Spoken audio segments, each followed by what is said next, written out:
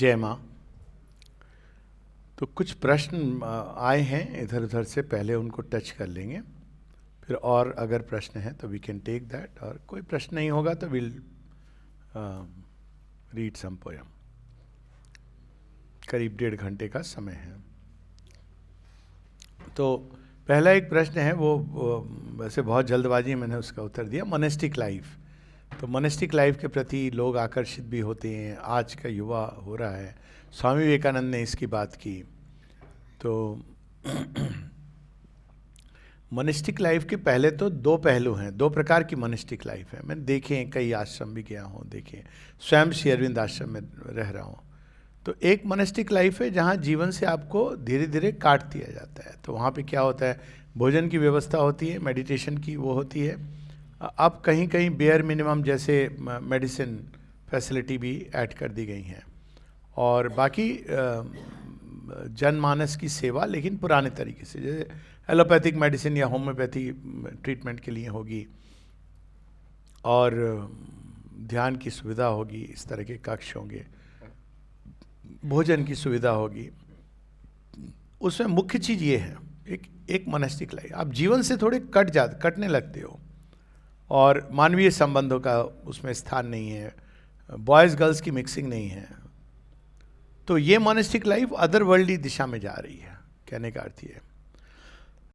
दूसरी monastic life है, कम से कम श्री अरविंद आश्रम की मैं बात कर रहा हूँ, वो भी एक प्रकार से कह सकते हैं कि मोनेस्टिक लाइफ है, लेकिन वो इस प्रकार से है कि जहाँ पे जैसे एक वैज्ञानिक अपने को शोध के कारण थोड़ा संसार से अलग जाता है, और जब वो शोध करके कुछ प्राप्त करता है तो शेयर करता है संसार के साथ।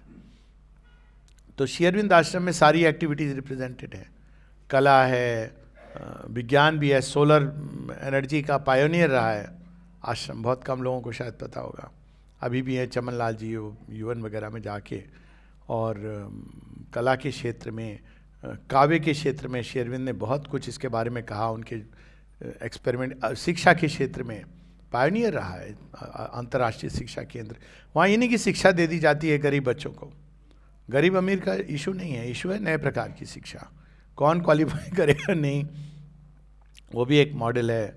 और उससे जुड़ी कई चीज़, हेल्थ है तो हेल्थ को भी एक नई दृष्टि से देखने की चेष्टा, केवल ये नहीं कि दवाई दे दो, बहुत दूर हैं हम लोग उस आदर्श से, लेकिन प्रयास ये है कि जीवन की सभी चीज़ें जुड़ी। प्लेग्राउंड है, फिजिकल एजुकेशन पे बहुत जोर है, क्यों? क्योंकि केवल स्वस्थ रहने के लिए नहीं, आपका शरीर उस प्रचंड प्रवाह को, शक्ति प्रवाह को वहन कर सके। ये सारी चीज़ें वहाँ पे आश्रम के अंदर, भोजन है, पर वो केवल इसलिए कि नहीं कि आपका बस बॉडी को मेंटेन करना है तो भोजन है, तो उसके पीछे जो पूरा विज्ञान है, क्लीनिनेस, हाइजीन के साथ साथ जो माँ ने कहा है सचेतन रूप से किस तरह से ये सारे थॉट प्रोसेस या एटीट्यूड ऑपरेट करते हैं। और उस आश्रम की मोनेस्टिक लाइफ में गर्ल्स बॉयज़ को सेग्रीगेट नहीं किया गया है। बहुत आश्चर्य होता है कई लोगों को ये देख के, और पूछते भी हैं लोग, ये प्रश्न करते हैं। तिरुवन्नामलाई में रमन आश्रम में किसी ने एक बड़ा सुंदर इसका उत्तर दिया था। किसी ने पूछा वहाँ के कोई स्वामी जी से कि बाकी सब जगह आप देखिए मोनेस्ट्री में सेग्रीगेट होता है, तो आश्रम में तो, ये श्री अरविंद आश्रम में सेग्रीगेटेड नहीं है, ये तो आग और घी को साथ रखने वाली बात है। तो उन्होंने बड़ा सुंदर एक उत्तर दिया, उन्होंने कहा वो भगवान है इसलिए वो मैनेज कर सकते हैं। और इसका कई गहरे इसके कारण हैं, क्योंकि अब टिपिकल उसमें क्या होता है कि आप सभी चीज़ों को सुखाते हो, क्यों? आप उसको डिप्राइव कर रहे हो फूड, तो रिलेशनशिप, और उसमें कई बार आपके अंदर का प्रेम भी सूखने लगता है, संवेदनशीलता है, कई सारी चीज़ें, लेकिन यहाँ उनको रूपांतरित करना है। तो जिस ऊर्जा को आप देखोगे ही नहीं, जानते ही नहीं हो, परिचित ही नहीं हो, तो उसको रूपांतरण कैसे होगा?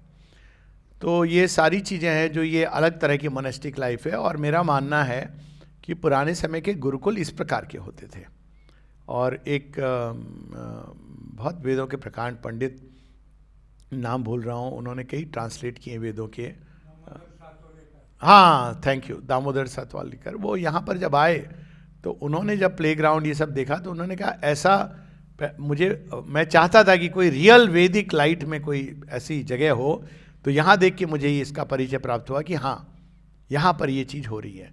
और ओरिजिनल वैदिक काल में आप देखते हो इस तरह की चीज़ें, जहाँ सारी एक्टिविटीज़ रिप्रेजेंट हो रही हैं, स्कूल भी है अटैच, तो सारी चीज़ें मोनिस्टिक लाइफ से जुड़ी हुई थी। आप देखो लव कुश वाल्मीकि आश्रम को देखो, जो ओरिजिनल माता सीता जाती हैं, अब मतलब I am using a language, pregnant हैं, पति ने छोड़ दिया है, और वहाँ मोनिस्ट्री है, आश्रम है, स्वीकार होता है, उनकी डिलीवरी होती है, बच्चे बड़े होते हैं।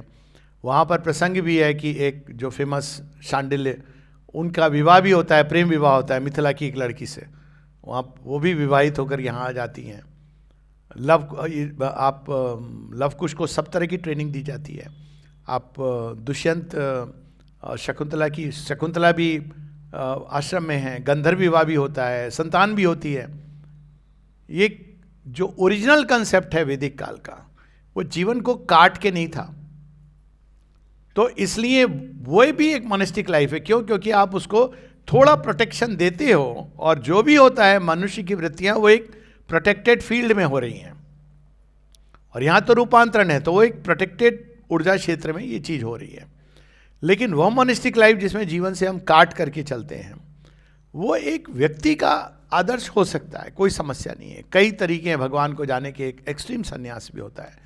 हालांकि अगर आप मुझसे सच पूछें तो मुझे इसमें एक विरोधाभास लगता है, ये मेरा अपना, कि अगर आप सन्यासी हो और आप जीवन से कट रहे हो, तो सन्यासियों का जमघट क्यों? मतलब you should cut off from everybody, all relationships. फिर ये क्या कि पुरुष आपस में, क्योंकि सब कुछ होता है, फिर हंसी ठिठोली, एवरीथिंग इज पॉसिबल। तो आप फिर अगर रियली मानव संबंध काटना चाहते हो तो पूरी तरह काटो। वो एक मुझे सिंसेरिटी लगती है उसमें, कि अगर मुझे संन्यास लेना हो तो मैं ऐसा, फिर आप चलो, जैसे छोट नारायण जी बताते हैं कि एक बाबा जी घूमते थे, उन सब बोलते थे पगला बाबा पगला बाबा, तो इन्होंने उनसे पूछ लिया आप पागल हो कि बाबा हो? वो कहा मैं बाबा हूँ, पागल नहीं हूँ, लोग समझते हैं। तो इन्होंने उनसे पूछा भगवान को देखा है? तो उन्होंने कहा और किसको देखने की चीज़ है? तो इन्होंने पूछा मुझे दिखा सकते हो? बोले नहीं, ये तुम्हारा रास्ता नहीं है, तुम्हारे गुरु तो तुम्हारी प्रतीक्षा कर रहे हैं। ही न्यू ऑल दिस। अब वो जो सन्यास है उसमें सिंसेरिटी है।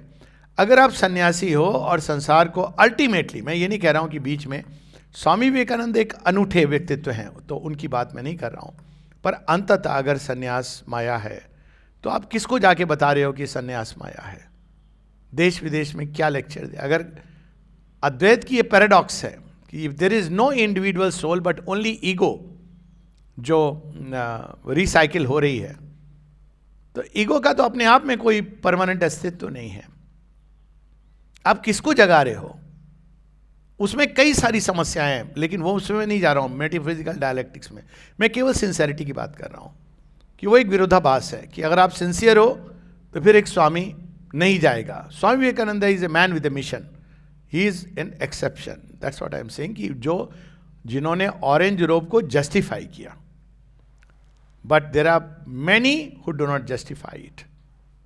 एक तो ये बात है। दूसरा है कि एक इंडिविजुअल का हो सकता है ये तरीका है, नथिंग रॉन्ग विद इट, वो जा भी सकता है, उसकी अपनी प्रॉब्लम है। लेकिन इसको नेशनल आइडियल बनाना ये बड़ी घातक चीज हुई है, क्योंकि श्री कृष्ण इसकी बात नहीं करते हैं। श्री कृष्ण की एक जो अद्भुत बात यही है कि जब सन्यास की बात कर रहे हैं, तो अब श्री अरविंद आश्रम श्री कृष्ण के ओरिजिनल वैदिक लाइंस पर है। जैसे श्री कृष्ण भी संदीपन स्कूल गए थे, वो भी आश्रम है, वहाँ उन्होंने सारी विद्याएं सीखी, सिखाई जाती थी, तो वो एक ओरिजिनल सेंस में आश्रम था। लेकिन अब जो मोनेस्टिक ऑर्डर है वो अलग है। सन्यासी तो अब श्री कृष्ण से यही तो अर्जुन पूछते हैं, तो वो त्याग की बात करते हैं, संन्यास की नहीं। और मुझे लगता है कि ये आइडियल प्रस्तुत होना चाहिए। अर्जुन ना केवल, अर्जुन को योग योगेश्वर श्री कृष्ण ने यंत्र के रूप में चुना है। देखिए पैराडॉक्स है ना, इसमें कोई दो राय नहीं। इसमें भी दो राय नहीं कि योग योगेश्वर हम मानते हैं, गीता के हर उसमें है, हर कोई कहता है कि अल्टीमेटली श्री कृष्ण श्री कृष्ण। अर्जुन का जीवन चरित्र देखिए, he is married not only to Draupadi, Subhadra अपहरण होता है उनका, अपहरण is a human way of saying, दोनों प्रेम करते हैं। उनका प्रेम विवाह उलूपी के साथ भी होता है, चित्रांगदा के साथ भी होता है, उनकी संतान भी होती है। पर अर्जुन को श्री कृष्ण कहते हैं कि तुम मेरे परम सखा हो। और इसका सीक्रेट मिलता है जहां श्री अरविंद की एक एफोरिज्म है, they are two things perfectly pleasing to God in his servant, those who sweep his temple floors in silent adoration, and those who fight the great battle of the world for his divine consummation in humanity. Sri Aurobindo ने आश्रम में साधकों को, एक समय था जब world war में ज्वाइन करने के लिए भेजा था कि this A war of the for the divine. तो उस तरह की मानसिकता कम से कम नेशनल लेवल पे और ह्यूमैनिटी के लेवल पर मनुष्य को विकास की ओर ले जाएगी। मॉनेस्ट्रीज, इसको अगर हम नेशनल आइडियल बना देंगे या ह्यूमन आइडियल, तो वो सदैव विरोधाभास में रहेगा मनुष्य। और ये प्रश्न मैंने कईयों से पूछा है। एक समय था जब मैं प्रश्न करता था आश्रम में जाके कि भाई आप अल्टीमेट कहते हो कि ये संसार माया है, तो किसको ये ज्ञान बताया जा रहा है? और ये बहुत अटपटा सवाल है और बड़ा अनकंफर्टेबल पोजीशन में लोग आए हैं, इससे गुस्सा भी हुए हैं। छोटा बच्चा है, इतने सवाल करता है, 10 साल का था मैंने कहा नहीं, ये मेरा जेन्युइन सवाल है।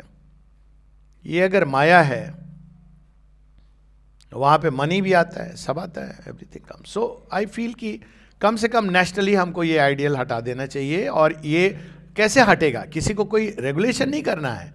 ये जो हमारे बड़े बड़े जो हिंदू धर्म के सनातन धर्म के बहुत लोग हैं जो ध्वजवाहक हैं, वो अंत में वहीं जाते हैं। तो फिर आप क्या कर रहे हो? What are you teaching?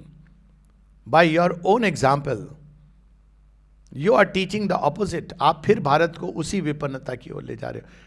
Shri Arvind से किसी ने पूछा था भारत क्यों गिरा, इतना ऊर्जावान था, इतना शक्तिशाली। और आप ट्रेस करिए historically, post Buddhist golden period हम किसको कहते हैं? चंद्रगुप्त मौर्य का, है ना? कहीं भी हिस्ट्री बुक में पढ़ लो। चंद्रगुप्त मौर्य ने जाते जाते मेरे दृष्टि में था बुद्धिज्म, बट सम पीपल से जैनिज्म, डजंट मैटर, अल्टीमेटली आप संसार से कट रहे हो। जिसके चलते चाणक्य उनमें बहुत नाराज हुए थे। आप देखिए उसके बाद जो डिक्लाइन शुरू हुआ है, बुद्धिस्ट और शंकराचार्य का जो इन्फ्लुएंस हुआ। तो श्री अरविंद कहते हैं बिकॉज इंडिया रिजेक्टेड शक्ति, शक्ति रिजेक्टेड अस। शक्ति के उपासक ये भी आवश्यक है। और शक्ति तो फिर आप एक एरिया में नहीं ऑपरेट करती है, शक्ति तो सर्वत्र है, कहाँ नहीं है। और उस शक्ति के कारण उन्होंने ये सारी चीजें, विधाएं जिसकी हम बात करते हैं, प्रकट की थी। तो again and again I feel, और ये पॉइंट को कभी भी हम ओवर एम्फेसाइज नहीं कर सकते, कि मॉडर्न इंडिया में ये बहुत आवश्यक है कि हम स्पिरिचुअलिटी को संन्यास इक्वल टू संन्यास, स्पिरिचुअलिटी इक्वल टू मोक्ष, मोक्ष in the sense it is used, कि आवागमन के फेरे से छुटकारा। मोक्ष का सत्य है, यथार्थ है कि हम अंदर में अज्ञान से मुक्ति हो, जो ओरिजिनल सेंस है उसका, कि हम जानते हैं कि हम कौन हैं, केवल इंटेलेक्चुअली नहीं, बाय एक्सपीरियंस वी नो क्या एक्सपीरियंस है। और अगेन पैराडॉक्स देखिए, if I know really that अहम ब्रह्मास्मि, फिर किसका भय होगा मुझे, किस संसार का? I will be fearless. ये कहा भी गया है कि ब्रह्म ज्ञानी की एक पहचान होती है, निर्भय होता है। दूसरी पहचान होती है, ईश उपनिषद कहती है, ततो ना विजुगुप्सते, किसी चीज से वो श्रिंक नहीं करता है। क्यों? ऋषि अगस्त को देखिए, युद्ध के अस्त्र हैं उनके पास, मीट खा लेते हैं उसके घर में, वो वातापी की जो पूरी स्टोरी है, और पचा लेते हैं, बड़ी मजेदार स्टोरी है। समुद्र को पी जाते हैं। ये है हमारे ऋषि। ये नहीं जो गिरोह पहन के हम चले गए, हम नहीं, देखो बेटा बच्चे, ये मोह माया है, अपनी माया भी मुझे दे दो, मोह में जिससे आपकी पॉकेट हल्की हो जाए, आप माया में नहीं फंसे। मुझे अधिकार है मोह का, क्योंकि आपका जो विष है मोह रूपी, वो मैंने अपने अंदर ले लिया है। चेंज मोह इनटू लव। श्री अरविंद क्या कहते हैं? Attachment is egoism in love. Sri Aurobindo का महावाक्य है, attachment is egoism in love. और आगे वो कहते हैं इसके बारे में कि जो वृत्ति हुई इसको छोड़ देने की बाहर से, इससे कोई चीज़ बदलती नहीं है। आप देखिए किसी सन्यासी को जैसे ही वो वर्ल्ड में आता है, ही बिकम्स वर्स। तो रूपांतरण की जो बात, अगर रूपांतरण नहीं भी करे तो कम से कम जीवन मुक्ति हमारा आइडियल होना चाहिए। रूपांतरण, आई एग्री, स्पेशलाइज्ड प्रोसेस है, कॉलिंग नहीं है तो आप नहीं प्रवेश कर सकते, इसकी एंट्री वही काफ़ी हाई है, पर जीवन मुक्त का तो आइडियल रख सकते हैं। अब मैं दुविधा में फंस गया, क्योंकि जीवन मुक्त पोयम याद आ रही है, और शिक्षा तो रुक जाए जरा, पढ़ लेंगे पोयम को। हाँ, अब आ गया ना वो जीवन मुक्त, ये हमारा आइडियल होना चाहिए, ना कि ये दोनों हम आइडियल्स थोड़े पढ़ लेते हैं, चलो अब आ गए तो आ गए इस पर। ओके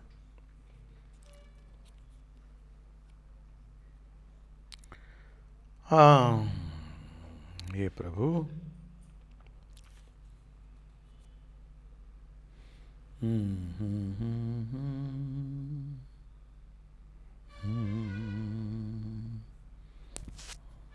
अब यही समस्या होती है, बहुत सारी पोयम आने लगती हैं, कौन सा पढ़ा जाए।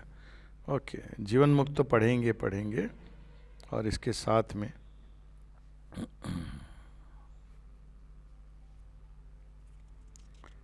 Okay 163, 164 and Jivan Mukti will come later on.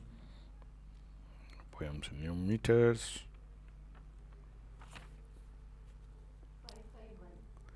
नहीं वो काम नहीं करेगा, मुझे निकाल के दे दो, वो इजी रहेगा फ़ोन के ऊपर। हाँ निकल गया वो, अभिलाष निकाल देता है, आप रखिए, क्योंकि ओके सो निकल जाइए, मुझे भी अभी बस I just get it in one moment, पर निकल जाए तो ठीक है। ओके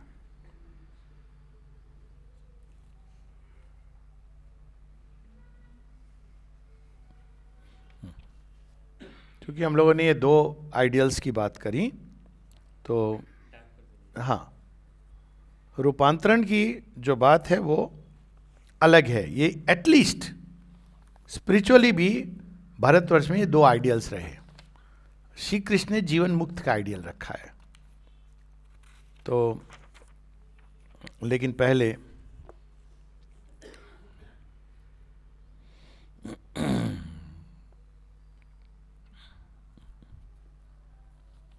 और ये सारे अनुभव श्री अरविंद को हुए थे। अगर आप अद्वैत पढ़ेंगे और उनकी दूसरी पोयम पढ़ेंगे द हिल टॉप टेम्पल, तो उसमें you see all these experiences जो शंकराचार्य और सन्यासी वगैरह को हुए थे, ये सब अनुभव उन्होंने बटोरे थे। और वो इसीलिए कहते हैं मेरी समस्या ये है कि मुझे उसके आगे का अनुभव हो गया, तो अब मैं कैसे इसको फाइनल कह दूं। मुझे ये अनुभव हुआ है, और वो पूरा विस्तार से बताते हैं कि वो एक्सपीरियंस क्या है। उनके लिए थ्योरी नहीं थी। माँ श्री अरविंद बार बार कहते हैं कि जब तक मैं उस चीज़ को मेटीरियली एक्सपीरियंस नहीं करती थी, मैं इसको सत्य नहीं मानती थी। तो ये सब एक्सपीरियंसेस के बाद वो आगे जाते हैं। तो अब जो जीवन मुक्त का आइडियल है, जीवन मुक्त, there is a silence greater than any known to earth's dumb spirit motionless in the soul that has become eternity's foothold, touched by the infinitudes forever। जो साइलेंस है, अब यहां देखिए भगवत गीता का एक अलग प्रकार का सार आ रहा है, साइलेंस अक्षर ब्रह्म परमम। लेकिन भगवत गीता क्या कहती है, इसके परे पुरुषोत्तम है, ये फुटहोल्ड है एक्शन के लिए। That is the difference. Gita में जो तीन पुरुषों की बात हुई है, that is what makes it unique. लोग कहते रहते हैं कि ये उपनिषदों का सार है, उपनिषदों का सार है। उपनिषद में दो पुरुषों की बात हुई है। अगर गीता की लैंग्वेज में देखें तो शरभाव और अक्षर, पुरुषोत्तम की बात श्री कृष्ण प्रकट करते हैं, द थ्री पुरुषास। अब उनको भी हम लोगों ने रिड्यूस कर दिया कि वही जो उपनिषदों में है, वो क्या गाव दोगता Shri Krishna. A splendour is here refuge to the earthward side. इसके लिए आपको उस मुक्ति की अवस्था में प्रवेश करना होता है, नहीं तो आप इसमें फंसे रहते हो, उलझे रहते हो। That flood some deep flame covered all seeing eye, revealed it vacance when God stillness heavens the ocean of moveless nature. A power descends no fate can perturb or vanquish. ये थे हमारे ओरिजिनल ऋषि। A power descends, ऐसी शक्ति थी कि वो अपने तपोबल से, तेज से, ये जो बांग्लादेश में हो रहा है ना, they could fix that problem. माता जी चाइना वार के समय जैसे इंटरवीन करती हैं, और बांग्लादेश वार में भी उन्होंने इंटरवीन किया था। And I am sure she is doing what she has to do even now.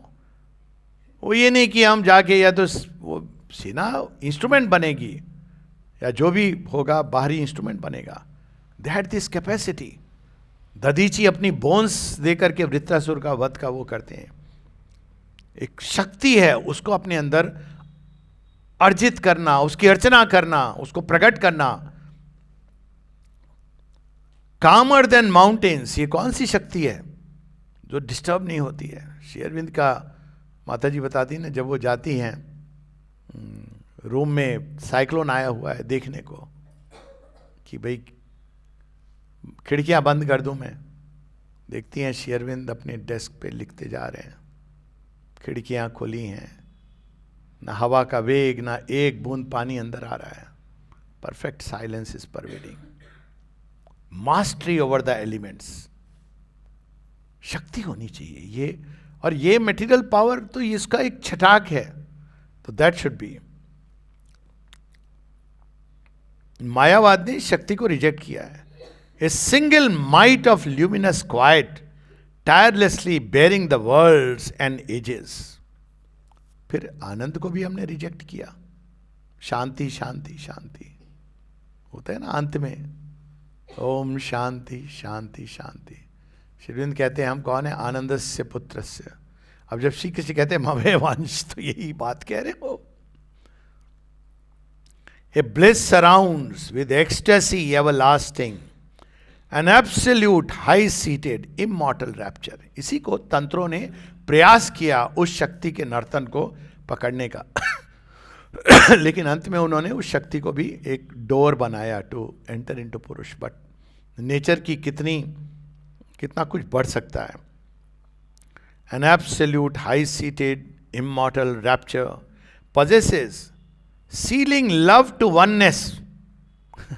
Reject नहीं किया जा रहा है लव को, वननेस में चेंज किया जा रहा है। सावित्री में अंत में क्या है कि तुम्हारा ये जो मैजिक है सावित्री, तुम्हारे पास कौन सा मंत्र है, कौन सा रहस्य है जो तुमने छिपाया हुआ है। तो सावित्री क्या कहती हैं?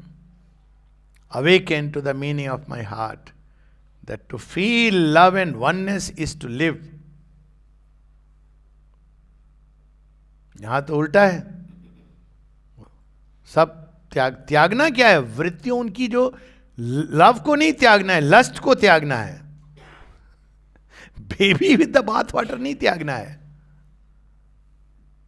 जीवन को नहीं त्यागना है। जिस तरह से हम जुड़े हुए हैं कामनाओं के साथ, ईगो के साथ, उसको त्यागना है और फिर जीवन से जुड़ना है, जैसे भगवान जुड़े हैं जीवन से। In the grasp of the all beautiful, all beloved. अब जीवन मुक्त कैसा होता है, क्या करता है वो किस मोनेस्ट्री में मिलता है? क्या वो भी संसार से भयभीत होकर जाता है? अब देखिए आ रहा है, he who from time's dull motion escapes and thrills, rapt thoughtless wordless into the eternal's breast, unrolls the form and sign of being seated above in the omniscient silence. उसने ओमनीसियंस को, उस साइलेंस को जान गया है, तादाद में है उसके साथ। फिर वो जीवन में उतरेगा कि नहीं? Although consenting here to a mortal body, he is the undying limit and bond he knows not. आप उसको बोल सकते हो नाम से, पर उसने स्वयं को अपने नाम और रूप से सीमित नहीं किया है। He is the undying. For him the aeons are a playground. से पूछेंगे यहां क्या कर रहे हो? खेल रहा हूं मैं। किसके साथ? काल के साथ खेल रहा हूं, काल की गति के साथ। कोई होना चाहिए ना टक्कर का, जो कालातीत अवस्था में किसी के साथ खेलेगा? काल की गति के साथ खेल रहा हूं, उसको मैं नया नृत्य सिखा रहा हूं। अब देखिए,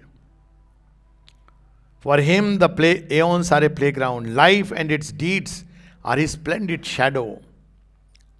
फिर वो क्यों कार्य करता है? अब देखिए, श्री कृष्ण ने इसको बिल्कुल स्पष्ट रूप से कहा है, जिसको हम भूल गए। लोक संग्रहार्थ, जब उसका अपना इगोइज्म नहीं है तो वो किस लिए कार्य करेगा? For the march of civilization forward, evolution, only to bring God's forces to waiting nature, स्वयं में भी और सृष्टि में भी, to help with wide winged peace her tormented labor, and heal with joy her ancient sorrow, casting down light on the inconscient darkness. एक बड़ा powerful passage Shri Aurobindo का। यदि ये संसार अंधकार में है तो ऑल द मोर रीजन कि प्रकाश के दूत यहां पर आए। यदि ये मर्त्य अवस्था में है तो all the more reason that the children of immortality should invade it.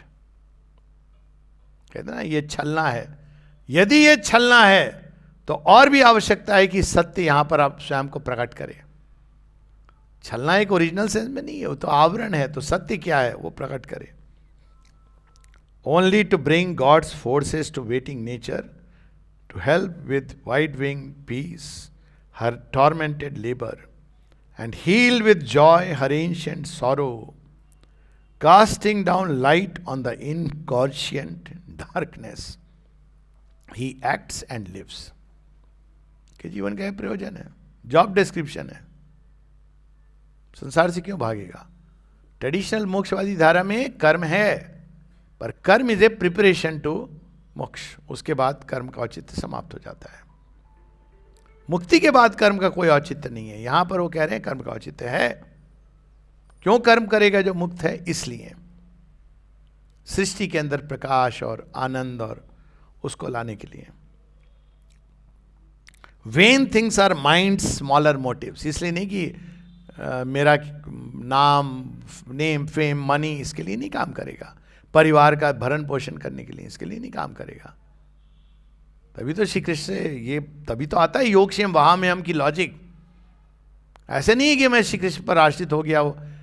वो नेचुरल प्रश्न है कि जो जीवन मुक्त है वो संसार में केवल भगवान के लिए जी रहा है, तो उसके परिवार का क्या होगा? तो श्री कृष्ण कहते हैं योगक्षेम वहां में हम। तुम योगनिष्ठ हो तो I will take care, I will take care, and I have means, million hands. To one whose soul enjoys for its high position infinity and the sempiternal, all is his guide and beloved and refuge। कहाँ वो बोलेगा कि वे तो भगवान दिव्य नहीं है, भगवान नहीं है। all is his guide, पत्थर से उसको भगवान बोल रहे हैं। all is his guide and beloved and refuge। तो ये जो आइडियल है ये हमारा होना चाहिए, और ये होगा, क्योंकि एक लंबे समय तक मनुष्य इस दूसरी धारा को नहीं एक्सेप्ट कर पाएगा, क्योंकि उसमें विरोधाभास है। यदि हम सुन के आते हैं कि मोक्ष ही और ये संसार एक माया है, तो अब देखिए कितनी बड़ी प्रॉब्लम है। इसलिए कई बार लोग पूछते हैं, मुझसे ही पूछते हैं कि स्पिरिचुअल लाइफ फिर मटेरियल लाइफ। मैंने कहा इन दोनों में आप दो फांक क्यों कर रहे हो? स्पिरिट हैज बिकम मैटर, तो मेटीरियल लाइफ को स्पिरिचुअल ट्रूथ से इंप्रेग्नेट करो। तो ये जो डायनामिक एस्पेक्ट है ना भगवान का, शक्ति का, उसको हम भूल गए मोक्षवादी धारा में। सो दिस द आइडिया, नया आइडियल है जो श्री अरविंद ने धरती के सामने रखा है। स्वाभाविक है बहुत कम लोग हैं अभी, क्योंकि वो छाप बहुत, हम लोग जैसे ही आश्रम में आके लोग पूछते हैं कई बार मेडिटेशन हॉल कहाँ है,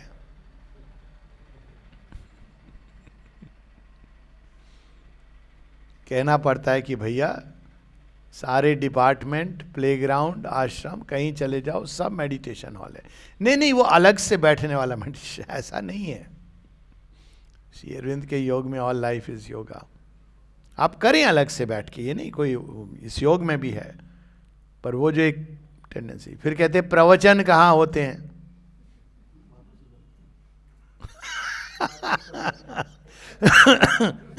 ये ओरिजिनल आंसर है। पर ये जो एक टिपिकल वो होती है ना, गरीब लोगों को खाना कहाँ खिलाया जाता है? भोजन भंडार। भैया गरीब तो हम हैं, हमको असली भोजन क्या है मालूम ही नहीं। उसके लिए हम लोग सब लाइन में खड़े होते हैं, गरीब को भोजन खिला दो, ये जो नर की सेवा ही नारायण की सेवा, ये सारे आइडियल, क्योंकि ये विरोधाभास है। ये क्यों आया? इसीलिए आया कि आप अंदर में, लेकिन आपके अंदर कोई चीज है जो संसार से जुड़ी है, आप कुछ करना चाहते हो, तो कैसे करोगे? नर की सेवा, चलो हम एक फिलैंथ्रोपी कर रहे हैं, बड़ा संतुष्टि मिलती है, लेकिन that is not spiritual living. तो ये डिफरेंस कई हैं आश्रम जो आजकल ये करने लगे हैं। श्री रामकृष्ण आश्रम में करते हैं, फ्री मेडिसिन और वो सब करते हैं, but that's not spiritual life, spiritual in action. तो यहाँ पर हम लोग, क्योंकि ये प्रश्न इंपॉर्टेंट था, इसको अभिलाष अलग से इसको नोट कर लेना है, and then we can take up. कुछ शिक्षकों का प्रश्न है, उसको टच कर लें थोड़ा 10 मिनट। तो प्रश्न एक ये था, हम सब शिक्षक हैं, हम सब स्टूडेंट हैं। पहली चीज ये जान लीजिए, पहला सूत्र मैं दे रहा हूं, ये जो समझता है मैं शिक्षक हूं और इसको पढ़ाऊंगा, वहीं से प्रॉब्लम शुरू हो जाती है। जो यूनिवर्सल टीचर है ना, वो सबको पढ़ा रहा है अपने ढंग से, और ना शिक्षा केवल विषय वस्तु से नहीं जुड़ी है। परम विषय कौन है? वो जो सीख रहा है वह कौन है? तो ये अनलेस वी नो आवरसेल्व्स, और ये हर चीज में इनबिल्ट है, हर चीज शिक्षा का माध्यम है। इसको जो आजकल वर्ड यूज करते हैं यूनिवर्सल एजुकेशन, कैसे उसको करेंगे? हम सोचते हैं कि गवर्नमेंट कोई एक्ट पास करे, ये सबसे लास्ट तरीका गवर्नमेंट एक्ट, गवर्नमेंट सिलेबस, ये मोस्ट लेजी टेंडेंसी है। अरे गवर्नमेंट करेगी नहीं करेगी, आप कर सकते हैं बहुत कुछ इंप्लीमेंट। मैं साइकोलॉजी पढ़ाता था, जब साइकेट्री भी पढ़ाता था, तो लोग पूछते थे कि आप कैसे श्री अरविंद, माता जी, स्पिरिचुअल ये सब कैसे पढ़ाते हैं? मैंने कहा ये मेरी मर्जी है। सिलेबस में मैं आउट ऑफ सिलेबस पढ़ाता हूँ, सिलेबस में नहीं है, उसमें फ्रॉइड है, मैं क्या करूँ? वो लिमिटेड है। फ्रॉइड भी पढ़ाता हूँ और फिर बताता हूँ कि देखो बड़ी लिमिटेड चीज़ है, उसकी सीमाएं बताता हूँ, उसके आगे की चीज़ बताता हूँ। Why not? Who can stop you? कोई मना करेगा कि इसके आप सीमाओं को बढ़ा रहे हैं? आप सिलेबस आपको कंप्लीट करना है, कर दिया। तो एक तो ये है। दूसरा, अब हर समय तो कोई टीचर नहीं होगा बताने के लिए, उनकी जिज्ञासा को जगाइए। और ये कल भी मैं बोल रहा था, जहां उत्तर समाप्त होते हैं वहां ज्ञान प्रारंभ होता है।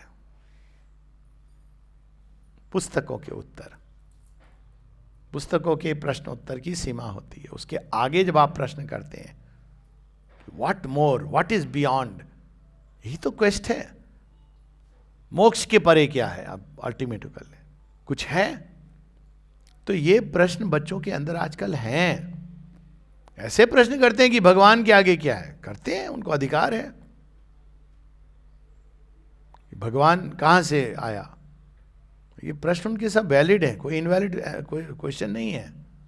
आंसर्स हमारे वैलिड इनवैलिड होते हैं, क्वेश्चन सारे इनवैलिड है। तो उनको प्रश्न जिज्ञासा सिखाइए, और वो तब तक हम नहीं सिखा सकते जब तक हमारे अंदर जिज्ञासा ना हो।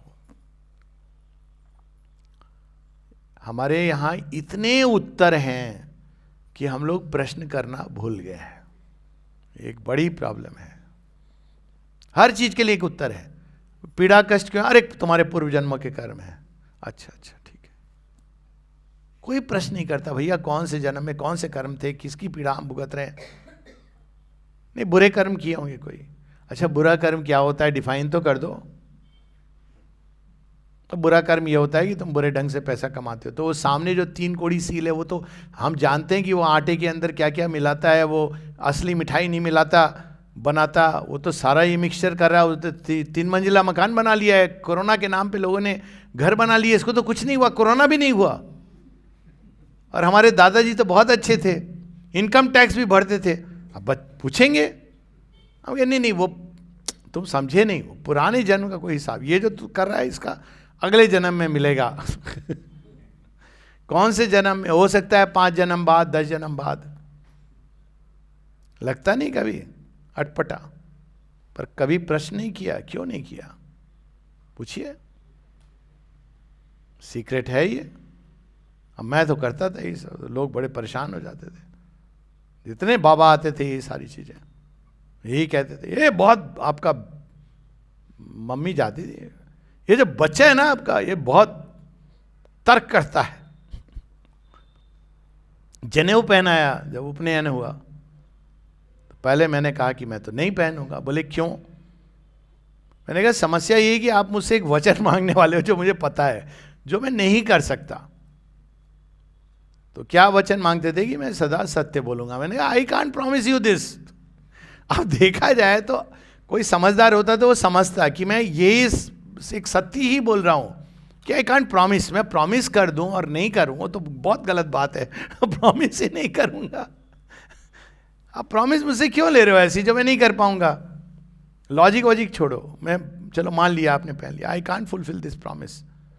फिर मम्मी पापा वही होता है ना कि बेटा दीदी की शादी हो रही है, साथ में हो जाएगा, निबट जाएगा, ऐसे वैसे तू क्यों, बाद में तुझे जो करना है करियो। तो जैसे कहा जो करना है करियो, ने कहा चलो ठीक है, 2 दिन बाद में उतारने। तो जब इस हद तक गया कि जब उन्होंने कहा मुझसे ना कि प्रॉमिस तुम बोलो, मैंने नहीं बोला, और वो गुस्सा हो रहे थे कि तुमको मुंह से बोलना है, मैंने कहा नहीं बोलूंगा। तो अंत में ही गिव अप, ही से ठीक है, उनको भी अब अपनी सामग्री इकट्ठी करनी है। मैं नहीं बोलूंगा, आप करा दीजिए, हो गया, आपका काम खत्म हो गया। But I will not say, because I can not promise this कि I will always speak the truth. I know speaking truth is good, I don't need a janeu to believe in this. I believe कि सत्य बोलना चाहिए, लेकिन नहीं होता कई बार, तो I must know this. Practice पूरी करता था अंदर अंदर कि मैं सत्य ही बोलूं, पर आई कांट से कि भविष्य में क्या होगा, कैसे होगा। हालांकि उससे मेरे मन में दूसरा उदाहरण था जो मैं देता था कि कोई अगर घर में आपके कोई छिप गया, टेररिस्ट ढूंढने आ रहा है, मेरे मन में ये उदाहरण आता था कि क्या मैं डिस्क्लोज करूंगा। उस समय नहीं पता था कि और संसार में बहुत कुछ होता है, हर चीज आप हर किसी के साथ शेयर नहीं कर सकते हैं। तो वो एक अलग चीज थी, वो असत्य नहीं है, वो साइलेंस है। परंतु ये सब कौन सुनेगा, कौन समझाएगा? तो ये बच्चे जो हैं, ये इनको जिज्ञासा जगाइए, इनको फिक्स्ड फॉर्मेट में मत डालिए, उनको प्रश्न करने दीजिए।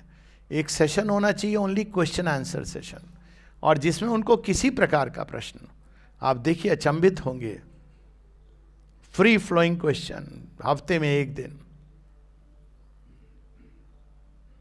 एक पीरियड ऐसा होना चाहिए जहां कहानियां जो आपको इंस्पायर करती हैं, जिसमें वैल्यूज इनबिल्ट हैं। ये नहीं कि ऐसा होना चाहिए, उसमें वो कहानी में ही है। और कितनी कहानियां हैं जो आई हैव बीन इंस्पायर्ड, बहुत कहानियां पढ़ता था, मुझे बड़ा मजा आता था पढ़ के। तो उसमें अब जैसे लव को देख लीजिए, कितने उसका आयाम है। जब हम पृथ्वीराज चौहान की कहानी पढ़ते हैं तो आनंद आता है। आह, क्या प्रेम है, उसके लिए क्या नहीं उन्होंने अंत में, तो किस तरह का वो व्यक्तित्व रहा होगा, वो मूवी वाला व्यक्तित्व नहीं, रियल लाइफ में कैसा रहा होगा वो व्यक्ति। तो ये कई सारी ऐसी स्टोरीज हैं जिसमें हम इसके अलग अलग डायमेंशन देखते हैं। तो उनको प्रश्न करना सिखाइए, खुद प्रश्न करिए, अपने आप से प्रश्न करिए कि मैं कौन हूँ, मेरी पहचान क्या है। क्या मैं केवल एक शिक्षिका हूँ, मिसेस सो एंड सो हूँ, मिस सो एंड सो हूँ, daughter of somebody, wife of somebody, या मेरा अपनी भी कोई पहचान है, मेरा अपना कोई लक्ष्य है। जितना हम प्रगति करेंगे उतना ही हम दूसरे को प्रगति की ओर ले जा सकते हैं, उसके आगे नहीं ले जा सकते हैं। दूसरी चीज़ जो आपने पूछी कि हम लोग इंस्पायर होते हैं, ऐसे कोई सत्संग होते हैं, इसके बाद फिर उसके बाद कांटेक्ट में रहिए, इग्नाइटिंग स्पार्क है, लेकिन उस अग्नि को जलाने के लिए समिधा चाहिए। समिधा क्या है? Simple, read mother and Shri Aurobindo's works. और हर एक स्कूल में एक वीक में 1 दिन होना चाहिए, एक पीरियड, जिसमें हम श्री माँ ने जो एजुकेशन के ऊपर, और मैकेनिकल नहीं होना चाहिए कि अच्छा आ गए अटेंडेंस लग गई। एक इशू ले लीजिए, उस पर let the teachers think, come up with their answers and then come with what mother has spoken about it. तो एक पार्टिसिपेशन होगा ना कि भाई डिसिप्लिन की बड़ी प्रॉब्लम होती है, बच्चे बड़े रेस्टलेस हैं, किसी ने कहा था ना। तो मैं तो ये पूछूंगा कि आप बताइए उसका कारण और उत्तर क्या है पहले, बिफोर आई गिव माई, क्योंकि नहीं तो पैसिव लर्निंग होती है कि हमने बता दिया और माँ की light, mother has said this, that it doesn't work. इस प्रश्न को ले लेते हैं, क्या लगता है आज के बच्चे इतने रेस्टलेस क्यों हैं? Any answer? या ऑब्जर्वेशन है, सही है? साइकोलॉजिस्ट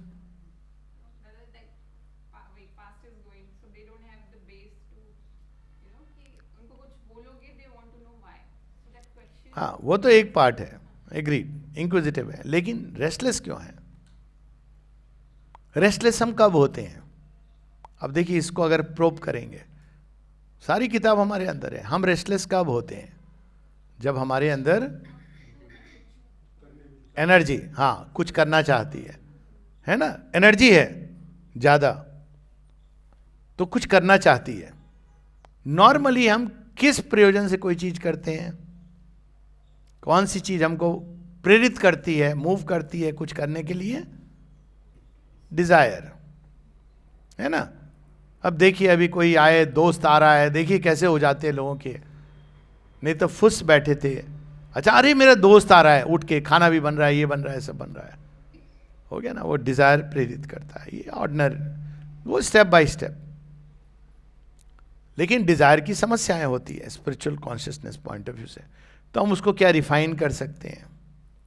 अब शुरू हो गया, इसमें कुछ योग स्पिरिचुअलिटी करने की जरूरत नहीं है।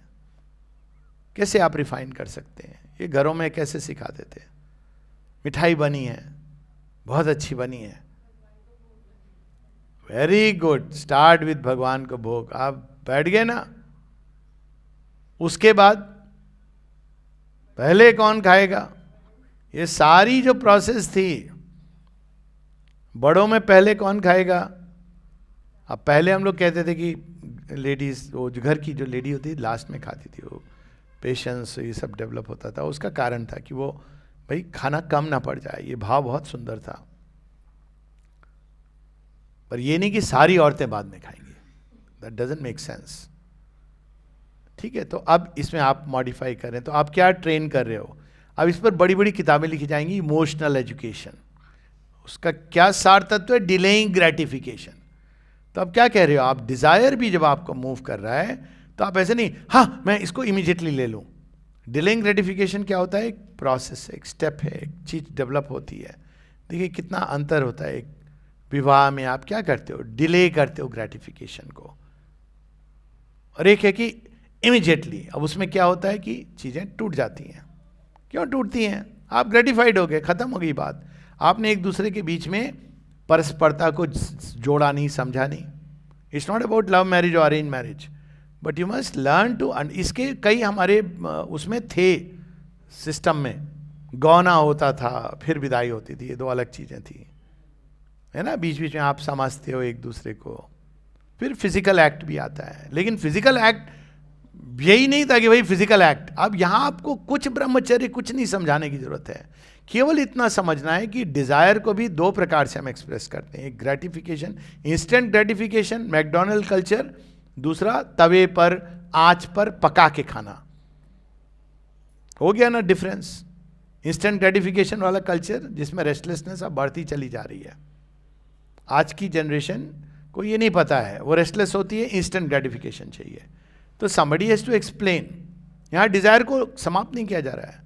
फिर अब क्या करते हो? डिजायर के ऊपर आप एक माइंड ऑपरेट करता है कि भैया देखो ये उचित है, ये उचित नहीं है। डिजायर सेटिस्फाई करो, लेकिन कुछ उचित अनुचित का भेद। लेकिन उचित अनुचित का सोशल मापदंड नहीं है।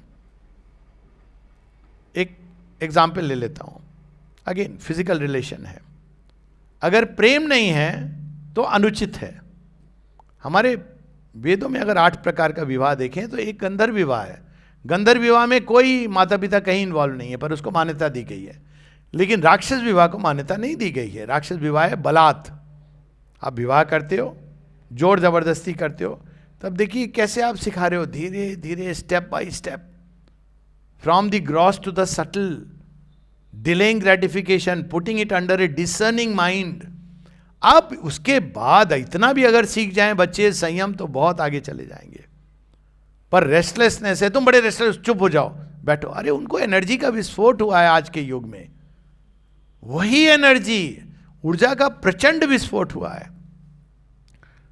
तो वह जो एनर्जी का विस्फोट हुआ है, क्योंकि न्यू सृष्टि होनी है, उसको आप या तो फिनिश कर सकते हो, डिग्रेडेट कर सकते हो, क्योंकि वो विस्फोट ज्यादा हुआ है। साथ में स्वतंत्रता दी गई है, क्योंकि अब स्वतंत्र चुनाव के बिना इवोल्यूशन नहीं होता है। जो भी काम हम अपने माँ बाप के कहने पर करते हैं, उसमें हमारा ऑथेंटिक सेल्फ नहीं इन्वॉल्व है। तो आज क्या हुआ है, स्वतंत्रता दी गई है। अब उसमें क्या है, लोगों को बड़ा परेशानी होती है।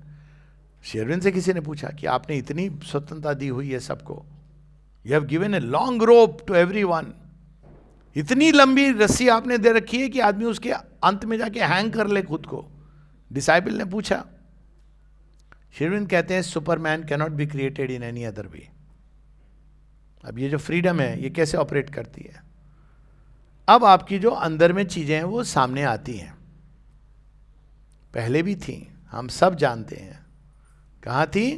पर्दे के पीछे थी। Let's not fool ourselves. Holi में कैसे गाने बजते थे, वो कृष्ण जी वाली ओरिजिनल होली एक याद है, लेकिन होता क्या था जो रियल उसमें, वी ऑल नो दैट। तो उसको एक्सप्रेस करने के माध्यम थे, और भी माध्यम थे जिसमें मैं नहीं जाना चाहता हूं। नगर वधू, ये सारी चीजें थी। हाँ, नौच गर्ल जिसको कहते हैं, अच्छे नाम, देवदासी, ये सारी, गणिका, दैट्स राइट। तो वो अब क्या था, वो आप उसको धीरे से, मतलब आपकी गंदगी है कोई चीज, उसको आपने पीछे रखा है, सामने आप बहुत अच्छे हो, नमस्ते। अब ये अनऑथेंटिक चीज नहीं चलेगी, ये इसको श्री अरविंद कहते हैं हिपोक्रेसी। हिपोक्रेसी अब चली जाएगी, ये संसार में हिपोक्रेट्स का जमाना नहीं है, बच्चे भी इसको ऑब्जर्व करते हैं। तो अब क्या करें हम? अब वो चीज फ्रीडम दे देगी, वो निकलेगी, तो दोनों चीजें होंगी, एक्सट्रीम गुड आएगा और एक्सट्रीम ईविल आएगा। लेकिन जो गुड आएगा ऑथेंटिक गुड होगा, क्योंकि आपने उसका अपना चुनाव करके उसको चुना है। कुछ लोग होंगे, पर ये लोग होंगे जो जेन्युइन लोग होंगे। अब God trades in this genuineness business. वो भगवान इससे मूर्ख नहीं बनते हैं कि वो बैठ करके, देखो आंखें मूंद के 2 घंटे बैठा हुआ है, कमाल है, क्या समाधि लग गई है। हम लोग ऐसे सोचते हैं ना, 2 घंटे बैठा रहा। भगवान से पूछो, हाँ नींद आ रही थी उसको, बोर हो रहा था, बीवी बच्चों के बारे में सोच रहा था आंखें मूंद के। दूसरे तो बड़े इंप्रेस हो जाते हैं, वास्तव में जाके यही देखते हैं कौन बैठा हुआ है। ऐसे पूछते कई बार, मेरे से पूछा है लोगों ने, कितने घंटे मेडिटेशन करते हैं आप? यही समझ आता है योग से। मेडिटेशन अच्छी चीज है अगेन, पर वो मेडिटेशन ये नहीं है कि आप केवल आंख मूंद के बैठे हो। वो एक स्पेशल प्रोसेस है जो करनी चाहिए, उसका अपना एक औचित्य है, पर उसको इलिजिटिमेट एक्सटेंशन दे दिया गया कि दिस इज स्पिरिचुअलिटी ओनली। तो ये ऑथेंटिक चीज निकलेगी। अब जब वो एनर्जी निकली तो क्या हुआ एडोलेसेंस को? उसको दिशा नहीं है, तो दिशा देनी है। उसको कैसे दिशा देंगे? अब निकल गई है एनर्जी, क्या करिए? स्पोर्ट्स में चैनलाइज करिए, हॉबीज में चैनलाइज करिए, नई नई चीजें पढ़ने में चैनलाइज करिए। स्कूल की किताबों से बोर हो रहे हैं बच्चे, उनको आउट ऑफ सिलेबस चीजें सिखाइए। अच्छे बैट्समैन जो ग्रेट होते हैं, 2 तरह के बैट्समैन होते हैं, गुड और ग्रेट। गुड कौन होते हैं? जो सिखाए हुए तरीके से स्ट्रोक खेलते हैं, है ना। जो ग्रेट होते हैं वो कंफर्ट जोन से बाहर जाके खेलते हैं। गैरी सोबर्स, आप सोच नहीं पा रहे कि ये क्या कर रहा है कंफर्ट जोन के बाहर जाके। तो ये अंतर है। तो ये किताबों लिमिटेड क्यों? उनको ज्ञान का विस्तार क्या वहीं तक सीमित है। Tell them. अब स्वाभाविक है कि अब वहां समस्या आती है कि स्कूल को डिग्री देनी है। अब ये बहुत बड़ी विकट समस्या है। तो इसका समाधान लोग इस तरह से करते हैं, कोशिश कर रहे हैं बहुत कम जगहों पे, कि हम पहले 5वीं क्लास तक ये एक फ्री डेवलपमेंट को हम लोग एनकरेज करेंगे, फिर धीरे धीरे उनको हम अनफॉर्चुनेटली मेन स्ट्रीम में स्ट्रीमलाइनिंग करेंगे। ये एक समाधान है। दूसरा समाधान है जैसे तारा दीदी ने आश्रम में किया कि भाई एक पूरा सेक्शन उन्होंने रखा फ्री प्रोग्रेस के लिए, और फिर उन्होंने अपने ही एक स्कूल बनाया उसके पैरेलल, तो यहाँ वाले बच्चे वहाँ चले जाएंगे, नहीं तो ये मुश्किल होती है। समाधान है आज की लिमिटेड उसमें, we can work it out. At some point उनको आना पड़ेगा अभी, हालांकि अभी बहुत चीज़ें खुल गई हैं। नेशनल एजुकेशन पॉलिसी इस मामले में काफ़ी कुछ ओपन एंडेड हो गई है, which is very good, all credit to that. बहुत कुछ होना है लेकिन क्रेडिट, तो ये सब करना चाहिए। गीता रामायण पढ़ानी चाहिए बच्चों को। अब बोलेंगे कि सेकुलर एजुकेशन, नहीं, हम ये सेकुलर रिलीजियस की बात नहीं, कोई पूछे तो कहिए, ये तो हमारे राष्ट्र में जुड़ी हुई हमारी कल्चरल हेरिटेज है, हम उसको जानना चाहते हैं। हमको ये अधिकार है जानने का कि हमारे पूर्वज कैसे थे। हाँ, संस्कृत लैंग्वेज, ये तो जानने का अधिकार है कि हम हमारे पूर्वज कैसे थे। हम डिस्कनेक्टेड थोड़ी हैं। इसमें कौन सी नॉन सेकुलर चीज हो गई यार, आपने रामायण पढ़ा दी। नॉन सेकुलर होगी अगर आप जबरदस्ती डंडा लेके बोलोगे राम को भगवान मानो। हम ये नहीं, हम तो उनके गुणों के बखान कर रहे हैं, आप मानो या ना मानो ये आपकी समस्या है। तो ये चीजें होनी चाहिए। तो बहुत कुछ किया जा सकता है अगर हमारे अंदर एस्पिरेशन हो। मुख्य चीज है एस्पिरेशन। तो उस लॉ को जलाइए और उसको फीड करिए, तो आप देखेंगे कि आपके अपने सॉल्यूशन आएंगे, बहुत सारे क्रिएटिव सॉल्यूशंस इमर्ज करेंगे। And then apply it, be courageous, be bold. Time spirit support कर रही है इस चीज को। जो नई धारा निकली है, काल की गति, नया युग परिवर्तन हुआ है, तो it will support. That's why आप देखिए जगह जगह ऐसे प्रयास हो रहे हैं। ठीक है, this is the summary. Okay, कोई और प्रश्न?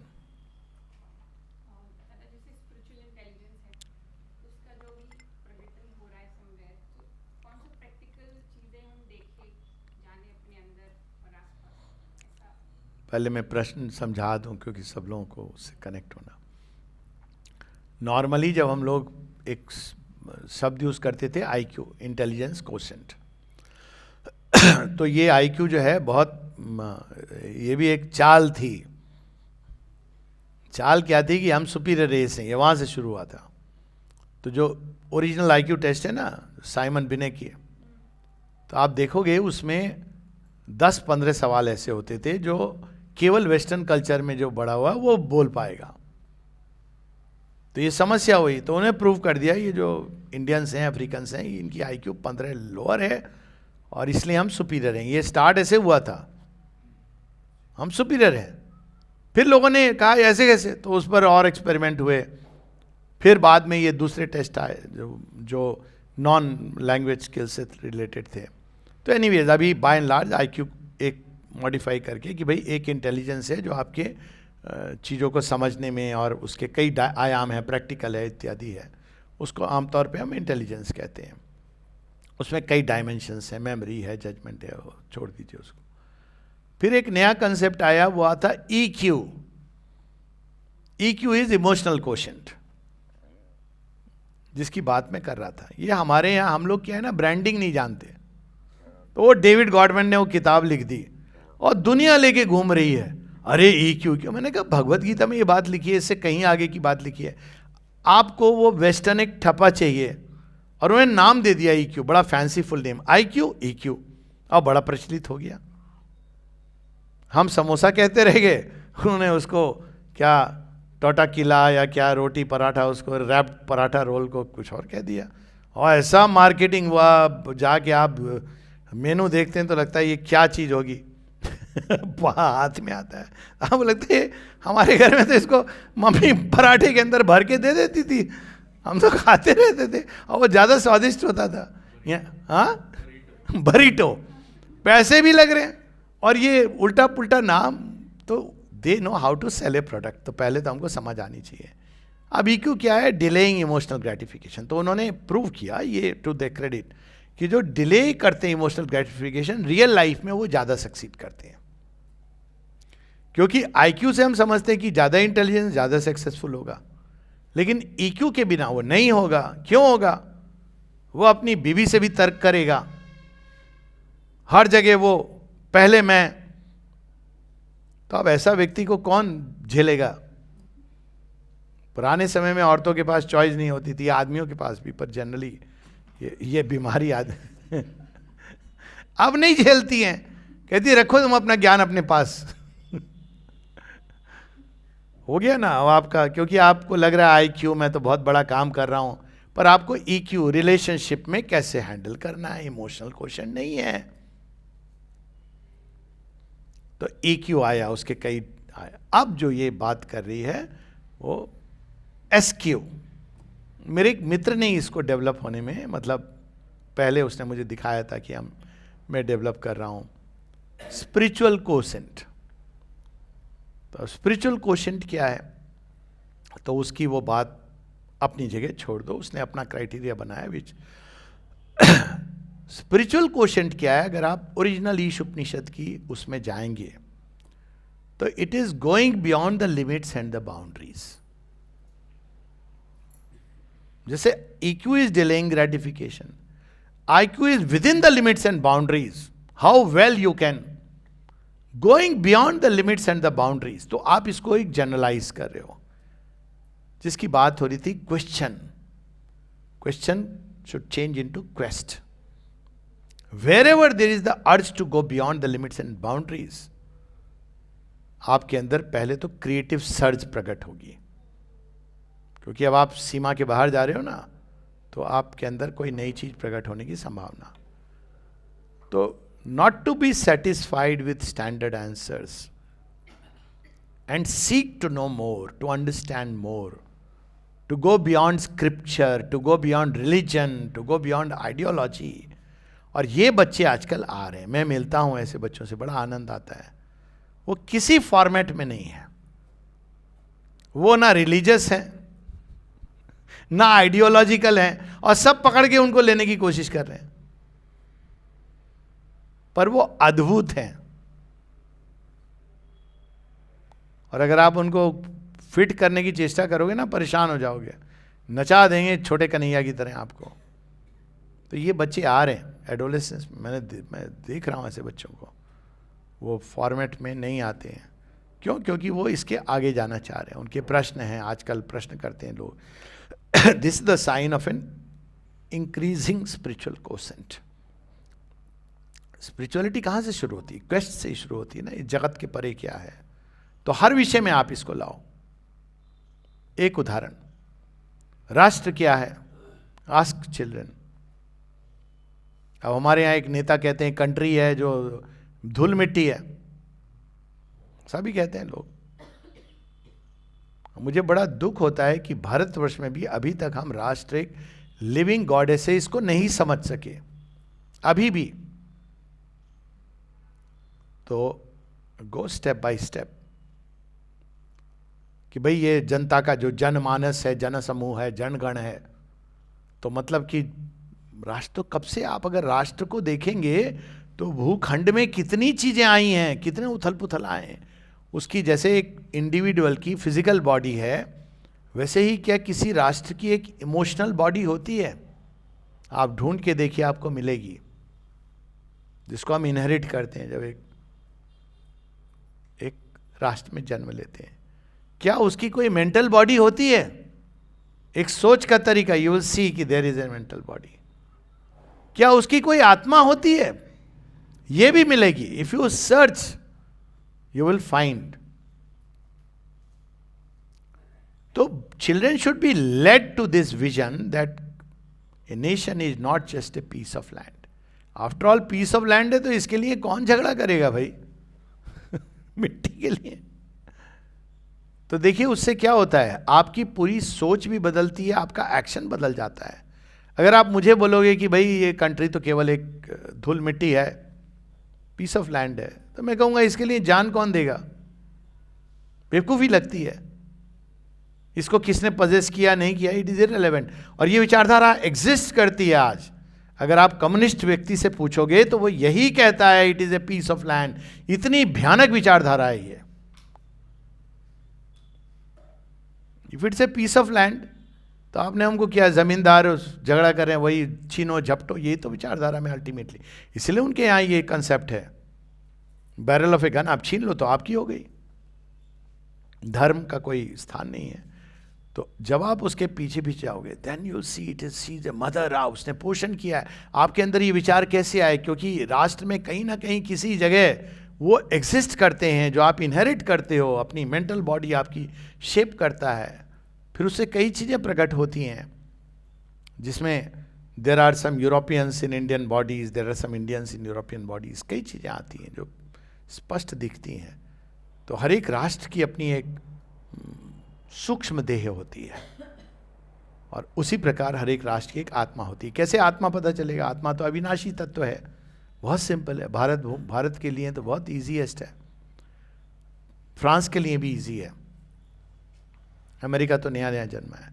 अब आत्मा क्या है? वो तत्व है जो सारे उथल पुथल चेंजेस आ रहे हैं, लेकिन वो एक कांस्टेंट फैक्टर है, अलग अलग ढंग से एक्सप्रेस कर रहा है। अब आप देखिए भारतवर्ष पिछले 5,000 10,000 वर्षों से क्या एक्सप्रेस कर रहा है? ट्रूथ्स ऑफ द स्पिरिट, ये उसका कांस्टेंट है। चाहे वो कालिदास हो, सेंसुअस में ट्रूथ ऑफ द स्पिरिट ला रहे हैं, वाल्मीकि हो तब, या आज के पोइट्स हो, देयर इज दिस, भारतवर्ष में ये इनग्रेन्ड है, उसकी आत्मा का ये अभिव्यक्ति है। अगर आप भारतवर्ष से टेक्नोलॉजिकल सब डेवलप कर दो, स्पिरिट हटा दो, तो कुछ नहीं है ये। That's why we don't want to become another China. लोग कहते, मैं कहता हूं आप विनाश की ओर ले जा रहे हो। India cannot and must never become another China. ठीक है, बाहरी डेवलपमेंट है, पर हम साथ साथ इनर को हम इंपॉर्टेंस देते हैं। ये हमारे जन्म लेके हो जाता है कि कोई भारत में surrender, we learn it, we drink faith, surrender with mother's milk. West में बहुत मुश्किल है, मैं तो इतना जाता हूँ, देखता हूँ, उनको ये समझने में कि सरेंडर क्या होता है, कैसे होता है, फेथ क्या होता है, बहुत कठिन होता है उनके लिए। वी डोंट नो, हमको ये विरासत में मिलता है, बिकॉज ये हमारी, ये इसकी भारत की आत्मा में ये बसा हुआ है। पहाड़ को भी पूजा कर लेते हैं, जहाँ भी आप जाइए रोड पर एक दो मंदिर इधर उधर, नमस्ते। नैनीताल के रास्ते में हर जगह घंटी बजा रहा है वो ड्राइवर, किसी ने पूछा कहाँ क्यों, कहते नहीं नहीं वो वहाँ ये देवता है वो देवता है, हर वो थोड़ा आगे जाके घंटी बजा देता था। बड़ा मज़ा भी आ रहा था उन लोग को, हमको लगा कि ये उसको जागे रहने का एक साधन है।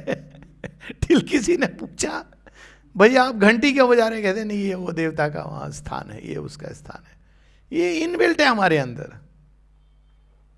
तो स्पिरिचुअलिटी ये यहाँ की, फ्रांस में ये नहीं है। फ्रांस किस चीज का प्रतिनिधित्व करता है? लिबर्टी, इक्वालिटी, फ्रेटर्निटी, ये नारा वहां से गया। स्पिरिचुअल ट्रूथ है, लेकिन उसका एक, और उसमें उनका जो प्रधान तत्व है वो आत्म तत्व नहीं है, इंटेलेक्ट, रिफाइंड इंटेलेक्ट। आप फ्रेंच मूवी देखें, माय गॉड, उसमें इमोशंस की जो रिफाइनमेंट, साउथ कोरियन मूवीज में भी, साउथ कोरियन मूवीज काफी कुछ इंडियन जैसी लगती हैं, क्योंकि वो है तो एशियाटिक ना। हाँ, जापानीज, आपको लगेगा कि बस ये लैंग्वेज और चेहरा हटा दें वो भारतीय है। साउथ कोरियन मूवीज तो I just love watching them whenever, वो लगता है कि ये बस वही भाव है, उसका रिफाइंड एक मैनिफेस्टेशन हो रहा है, अच्छा मैनिफेस्टेशन। आफ्टर ऑल किन की भूमि है, नाता है हमारा। ये देखिए मोदी जी ने पता कर लिया था, हाँ, महाराज दशरथ की बेटी वहां बेहाई थी, एक लिंक है, डीपर बॉन्ड है। तो आप जैसे शेरविन कह रहे एशियाटिक्स की एक वे है, यूरोप का एक अलग वे है, वहां पे बहुत स्ट्रांग है देहात्म बोध। तभी तो उसको असुर प्रदेश, असुर का भी समय होता है, भगवान हर किसी को टाइम देते हैं। तो 2000 वर्ष दिया, सबका टाइम आएगा, तुम्हारा आगे जा रहा है। तो ये जो है हर एक राष्ट्र का, अमेरिका सॉलिड मैटर, इतने साधन दिए हुए हैं, limitless. Germany precision to the point of being cold. अगर जर्मन मुस्कुरा दे तो आपको आश्चर्य होता है कि भैया चक्कर क्या है। और आप मुस्कुराएंगे तो वो पूछेगा तुम इतना जो मुस्कुरा रहे हो। उसको समझ नहीं आती है मुस्कान। ऐसा नहीं कि वो बुरा है, लेकिन देखिए उनकी मशीनरी जो मातृ मंदिर में लगाया ग्लो, वो जर्मनी की टेक्नोलॉजी, प्रेसिशन, उनका इंटेलेक्ट जो कोल्ड प्रिसाइज एकदम परफेक्शन से चीज बनी होगी, लेकिन वो नहीं समझ पाते हैं भावों को। इसको इटालियन आपको लगेगा कि भारत से मिलते जुलते हैं इमोशंस उनके। हर एक राष्ट्र में आप जाएंगे तो वहां का एक कोई प्रधान तत्व है जो आपको इमीडिएटली स्ट्राइक करेगा। स्पेन जहां मैं गया, इतने पैशनेट हैं, मुझे लग रहा था मैं पंजाबियों के बीच में हूं, भाषा दूसरी बोल रहे हैं, बस देर है, वो भाषा अगर बदल गई इनकी तो आपको लगेगा पंजाबी पूरा पैशनेट प्रकट हो रहा है अपना। तो ये हर एक राष्ट्र की अपनी एक पहचान होती है, और यही नेशनल एजुकेशन का जो मुख्य प्रिंसिपल है वो ये है कि वी मस्ट कैच दैट। वो उसकी स्ट्रेंथ है। जापान की मटेरियल ब्यूटी, वो एस्थेटिक रिफाइनमेंट, वो आपको छुरा भी घोपेगा ना तो इतने रिफाइंड ढंग से घोपेगा कि आपको मर जाओगे, पता नहीं चलेगा कि इसने कैसे मार डाला। देखिए फिल्म है ना लास्ट समुराई, तो खैर अमेरिकन मूवी है, पर वो ऐसे मारेगा कि आपको पता ही नहीं चला कि आप शरीर के बाहर निकल गए। क्या किया इसने? ना कोई भाव होगा उसके चेहरे पर, nothing will betray his feeling, but it's not just A cold blooded, ये हमारी सोच है, रिफाइंड है उसके छुरे में भी एक जापानी छुरा, जैसे हमारे यहां होता है रामपुरी छुरा, जापानी छुराबाजी। आर्ट है वो, आर्ट एस्थेटिक्स। तो हर एक राष्ट्र के अंदर ये कोई चीज होती है जो उसमें झलकती है, वो उसकी स्पिरिचुअल सेल्फ है, सोल है। तो आप ऐसे बच्चों को मजा भी आएगा अगर ऐसे बोल दें नहीं हमारे राष्ट्र की आत्मा है, ऐसा लिखा हुआ है, कहा गया है, तो दे डोंट कनेक्ट। तो इससे कनेक्ट करना है उनको। दुर्गा, माँ दुर्गा इसकी गार्जियन डेटी हैं। दुर्गा का जब हम आवाहन करते हैं, और उसको कई स्टोरीज, अब कैसे लोग अक्सर पूछते हैं श्री अरविंद ने दुर्गा का आवाहन किया, कैसे वो हमारी गार्जियन डेटी हैं। Why we call mother India, father का कंसेप्ट है, बाकी जगह भारत माता क्यों कहते हैं। अब इस लास्ट पार्ट बोलिए, भारत की रचना कैसे हुई? कार्टोग्राफी ये सब तो बाद में आई, सती के अंगों से आप जोड़ लीजिए, कहां कहां सती, माता सती के अंग गिरे हैं, शक्तिपीठ बन गए। तो ये जो इतना अद्भुत ढंग से भारत प्रकट हुआ, उसकी बर्थ ही स्पिरिचुअल है, उसकी कंसेप्शन स्पिरिचुअल है, मानसिकता सती के अंग। अब कैसे देखिए कितने इंटेलिजेंट वे में, अब जहां जहां शक्तिपीठ है वहां जो लोग यहां के थे आते जाते रहते थे, तो कल्चरल मिक्सिंग ये सब हुआ। तो हमने ये हमारा एरिया कैसे शुरू हुआ, स्पिरिचुअल, फिर कल्चरल, फिर वो फिजिकल भूखंड। तो it's from with in outward. तो ये बहुत मजेदार चीजें हैं, इंटरेस्टिंग हैं, और ये सब अपने अंदर ही उत्तर आएंगे, इसके लिए कोई किताब पढ़ने की जरूरत नहीं है।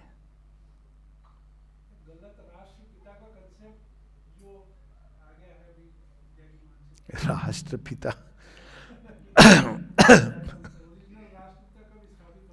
राष्ट्रपिता मतलब Gandhi ji was a propped up person. ये तो अब ये सत्य सामने आ रहा है। ब्रिटिश को बहुत पसंद थे वो, उनको पता था ये कुछ करेगा नहीं, ये खाली बस लाठी भांजेगा। तो उनको बहुत अच्छा लगता था कि भाई ये व्यक्ति है, हमें तो ऐसे ही बंदा चाहिए। तो पहले उन्होंने प्रॉप अप किया, सपोर्ट दिया, और इन्होंने अपना धर्म निभाया ब्रिटिशर्स के प्रति पूरा। जहां कोई रिवॉल्यूशन की बात करता था, ये उसको हैंड ओवर कर दो। और अब मैं क्या बोलूं उनके बारे में। अब ऐसे व्यक्ति को आपने राष्ट्रपिता बना दिया, पिता और ऊपर से अगेन क्या आइडियल रखा, और उसको कैसे पॉपुलराइज किया। दुबला पतला खाली हाथ लड़ता बादशाह के साथ, बोलो कौन? गांधी जी। यहां इतने लोग रिवॉल्यूशन में गए, आपने उन सबको, अब लोग कहते हैं लेकिन गांधी जी ने, ये बिल्कुल नॉनसेंसिकल चीज। अब तो खैर ये बातें पब्लिक हो गई हैं, श्री अरविंद ने बहुत पहले की, वो सिचुएशन ऐसी बन जाएगी कि उनको छोड़ना पड़ेगा। क्यों छोड़ के गए? वो छोड़ के इसलिए गए क्योंकि जो वर्ल्ड वार हुई, कमर टूट गई। They couldn't have maintained a white elephant, और भारत में एक आर्म्ड रिवोल्ट की भी प्रवृत्ति जाग गई थी। सुभाष, ये सब चीजें शुरू हो गई थी भारतवर्ष के अंदर, और उनको लगा अब तो हम रिसोर्सेज खत्म है, वापस चलो, लूट के जितना ले जा सकते हो जहाज भरो और भागो। पर जाते जाते उन्होंने क्या किया, ये हमारे फेथफुल, तो माई फेथफुल वाज गांधी जी, इनको तो कुछ हम दे ही देते हैं, दे दिया उनको, पार्टीशन दे दिया। अब फिल्म आ रही, इस पर सीरियल बन रहा है शायद, ये सारे सत्य। और अब कांग्रेस ने उनको कैटापल्ट किया। क्यों? हाँ, फ्रीडम एट मिडनाइट, करेक्ट। तो अब कांग्रेस ने क्यों? वोट के कारण, पता उनको भी है, हकीकत ऐसा नहीं है पता नहीं है, सबको पता है, लेकिन वोट के कारण। बाकी तो हम लोग मूर्खानंद हैं जो क्लास में पढ़ाए जा रहे हैं, वो हमारी समस्या है, नहीं पढ़ाना चाहिए। ये राष्ट्र क्या 75 साल पुराना है। राष्ट्रपिता का यहां अगर किसी को नाम दिया जा सकता है तो सबसे पहले जम्बू द्वीप को आर्यवर्त, जो ओरिजिनल नाम है भारतवर्ष का, जहां से उसकी साइकोलॉजिकल पहचान बनी, उसके पहले उसकी फिजिकल पहचान थी जम्बू द्वीप। क्यों? क्योंकि जामुन के या उसके पेड़ लगते थे, वो तो आपकी एक बायोलॉजिकल पहचान कि भाई ये द्वीप है, जहां पे त्रिद्वीप के नाम से भी जाना जाता था, त्रिद्वीप। आर्यवर्त श्री राम से प्रारंभ हुआ, इसलिए श्री राम ओरिजिनल फादर हैं। फिर उस फादरहुड को आगे शिक्षा किसने दी? श्री कृष्ण ने दी। और ठीक है, अगर ये डिक्लाइन हुआ, रीबर्थ किसने कराया? श्री अरविंद ने कराया। तो आप इन तीनों में किसी को चुन लीजिए या एक को रखिए। पर ये कहना कि गांधी जी, ये तो मतलब स्टुपिडिटी की हद है ये, क्योंकि हमने सोचना बंद कर दिया। बचपन से जो सुनते आए बस उसी को मान लिया है सत्य है। We should question on what ground. अब ये चीज आ गई है, ये क्योंकि एक नया भारत जग रहा है। तो ये आपने बताया सीरियल जो आ रहा है फ्रीडम एट मिडनाइट, और मैंने देखा नहीं है, वो शायद दिसंबर में शुरू होगा, but there are things like that which are coming. और it's not about a government, it's about these are truth. Sabarmati report अभी एक आई, क्योंकि लोग अब वो सत्य गड़े निकलेंगे। लोग कहते गड़े मुर्दे क्यों उखाड़ो, सत्य उखाड़ेगा, यही है जजमेंट डे। आप उखड़ेंगे, यू कांट हेल्प इट। जितने कारनामे हुए थे पुराने, वो क्योंकि सत्य युग के पहले न्याय का युग आता है। सूर्य के पहले शनि देव एक्टिव होते हैं, आता है ना, सूर्य संडे के पहले, रविवार के पहले कौन क्या बार आता है? शनिवार। शनिदेव क्या करते हैं? बैलेंस शीट आपकी बराबर करते हैं, कहते हैं आप ठीक है, आप संडे। तो ये बैलेंस शीट बराबर हो रही है, इसलिए बाबरी मस्जिद इत्यादि, it's a levelling process, you can't help it. और ये किसी एक व्यक्ति के हाथ में नहीं है, किसी एक गवर्नमेंट के हाथ में नहीं है, ये एक प्रोसेस शुरू हुई है और होगी और चलती रहेगी। क्योंकि बात ये नहीं कि अब छोड़ो क्या करना, ये किसी मनुष्य के हाथ में नहीं है। माता जी ने एक मैसेज दिया था, men, countries, continents, the choice is imperative, truth or the abyss। तो सत्य जिसको हम छिपाए बैठे थे, दबाए बैठे थे, स्वीकृति नहीं दे रहे थे, वो अब मांगेगा आपसे कि भाई आप मुसलमान रहिए, पर आपकी पहचान भारतीय भी है। आप राम और कृष्ण को डिस्क्लेम नहीं कर सकते हैं क्योंकि वो इस धरती का हिस्सा है। आप गीता को डिस्क्लेम नहीं कर सकते हैं। You can be a Muslim, there is no problem, डिसोन नहीं कर सकते हैं। अब देखिए इंडोनेशिया ने किया है ना उसको, उसी प्रकार से आप अरेबिया में ठीक है, अंडरस्टैंडेबल है कि भाई ठीक है उनके यहाँ ये चीज़ें नहीं हैं, पर हमारे यहाँ ये हमारी विरासत है, इसको आप डिस्क्लेम करेंगे तो राष्ट्र को समाप्त करेंगे। बात ये नहीं कि किसको क्या पसंद है, अपनी अपनी रिलीजन फॉलो करना चाहिए, इसमें कोई ये नहीं है। लेकिन आप यहाँ की जो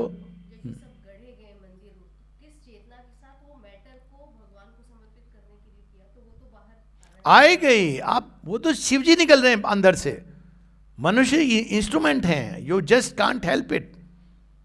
और ये जो लोग सोच रहे हैं कि आप इसको दबा सकेंगे, नहीं दबेगा ये काम मनुष्य नहीं कर रहा है। और ये सारे विश्व में हो रहा है कि गड़े मुर्दे निकल रहे हैं, होल वर्ल्ड ओवर ये चीज आ रही है। अब ऑस्ट्रेलिया में हुई, ऑस्ट्रेलिया में आपने वहाँ मसाई मारा ट्राइब, ये सब आपने समाप्त कर दिए थे। मसाई नहीं, कौन सी थी दूसरी ट्राइब थी, चिरोकी, आपने उनको खत्म कर दिया था। हाँ चिरोकी एक थी, हाँ थी, ट्राइब्स थी उनकी, इन्होंने जाके मार डाला। अब जो जनरेशन आ रही है, 6 जनरेशन इनके हाथों में खून रहा, कहते रहे हम सिविलाइज्ड हैं। अब जो बच्चे हैं, जो नई जनरेशन, वो क्वेश्चन कर रही है, वो कह रही है हमने तो ये गलत किया, हमको रिकंसाइल करना चाहिए। उन बच्चों को किसने सिखाया?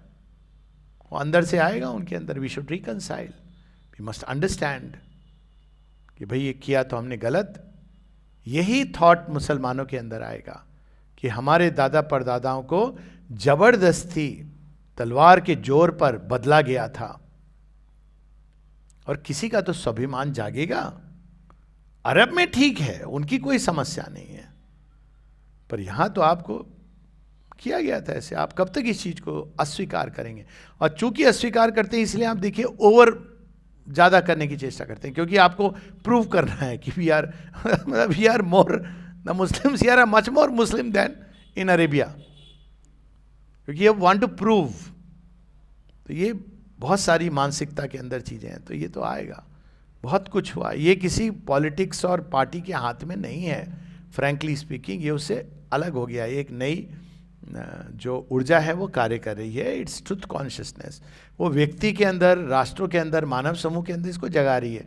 We may like it, we may not like it, that's our problem, but the action of truth does not depend on our likes and dislikes. Simple बात है।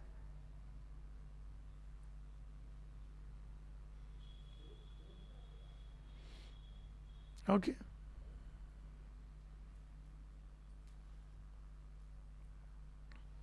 छोटी सी एक पोयम कोई पढ़े, 4-5 लाइन की, 5 मिनट है।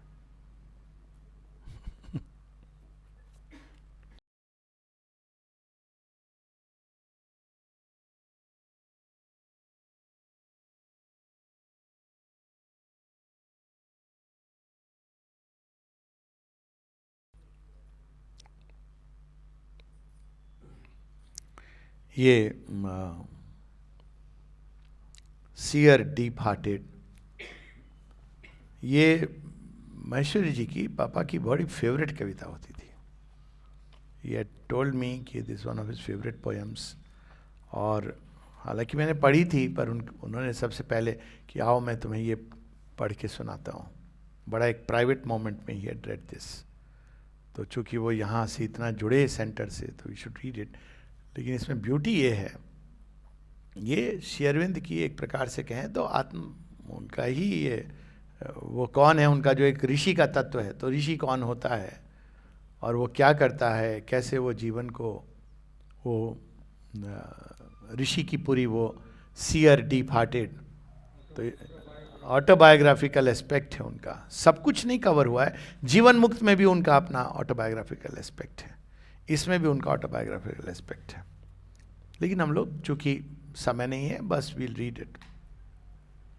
सीयर डीप हार्टेड, ऋषि का हृदय कितना प्रेम से भरा होता है, जैसे पर्वतों के अंदर मीठा झरना छिपा होता है।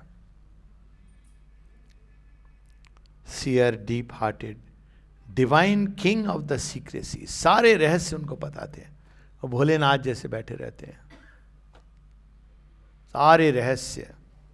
दिलीप कुमार रॉय की कहानी है ना, किसी से गए इनिशिएशन लेने और उन्होंने कहा तू मेरे पास आया है मूर्ख, तेरे तो गुरु सारी सिद्धियों के ढेर पर बैठे हैं। ये आपको किसने कहा? कहा वो आके मुझे बता के गए। कौन है? श्री अरविंद। उसने कहा लेकिन मैं तो उनसे गया जब इनिशिएशन मांगने, तो उन्होंने मुझे टाल दिया। कहा हाँ, क्योंकि तेरे पेट में हर्निया है, फोड़ा है कोई? हाँ वो तो है। तो तुझे अगर वो प्रेशर पड़ेगा योग का तो ये फट पड़ेगा। अच्छा, तो तू ऑपरेशन करा के जाना। गया तो श्री अरविंद ने स्वीकार कर लिया।